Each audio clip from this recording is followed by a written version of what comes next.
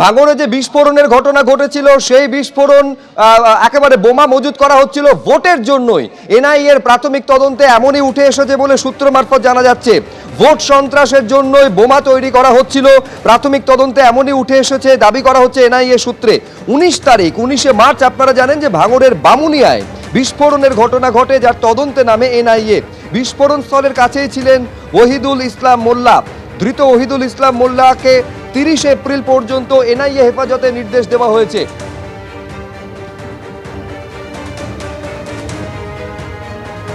আপনারা জানেন যেদিন বিস্ফোরণের ঘটনা ঘটেছিল সেদিনও প্রশ্ন উঠেছিল এত বোমা এখানে এলো কিভাবে, কি কারণে এই বোমা মজুত করা হয়েছিল। তারই মধ্যে এনআইএ তদন্তে যে তথ্য উঠে এসেছে সেখানে দেখা যাচ্ছে, বলা হচ্ছে যে ভোটের জন্যই এই বোমা তৈরি হচ্ছিল, ভোটে সন্ত্রাস তৈরির জন্যই এই বোমা মজুত করা হচ্ছিল।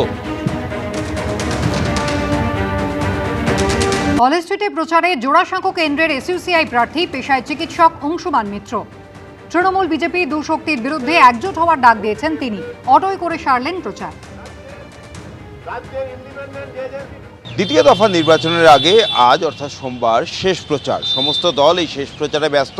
ঠিক সেরকমই এসইউসিআইয়ের যিনি জোড়াসাঁকোর প্রার্থী ডাক্তার অংশুমান মিত্র, তিনিও ওই শেষ প্রচারের দিনে কলেজ স্ট্রিটে এসে প্রচার করছেন। সবাই তো বলছে যে এবার মূলত লড়াইটা দুটো ফুলের। সেখানে আপনারা কি বার্তা নিয়ে যাচ্ছেন মানুষের? তৃণমূল বিজেপি কোনো পক্ষ নয়, পক্ষ হচ্ছে যে মালিক শ্রেণী এবং সাধারণ মানুষ, শোষিত মানুষ, তাদের যে পক্ষ। এই বাইনারি, আসল বাইনারিটাকে ভুলিয়ে দেওয়ার জন্য এই ভোটের আগে মিডিয়া দিয়ে হাওয়া তোলা হয়। মানুষ তার গত 2 বছর 3 বছর যে অভিজ্ঞতায় দেখেছেন সেটাকে গুলিয়ে দেওয়ার জন্য সেখানে কিন্তু একটা একই অচল পয়সার দুটো এপিটোপিট, একই দুর্নীতি, একই নোংরামি, একই ভাওতাবাজির এপিটোপিট, সেইটাকে দুপক্ষ বলে দেখানো হয়।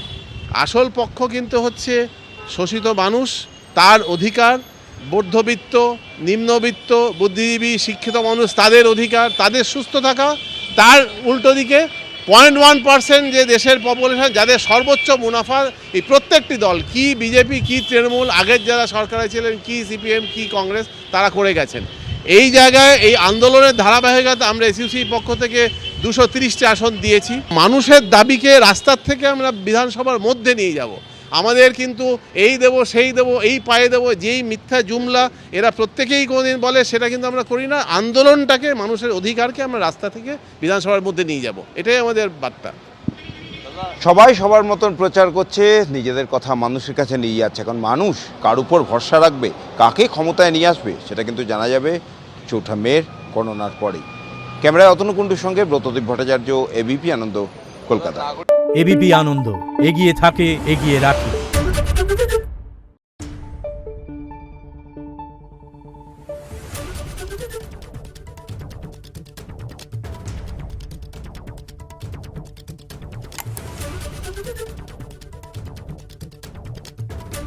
Thank you.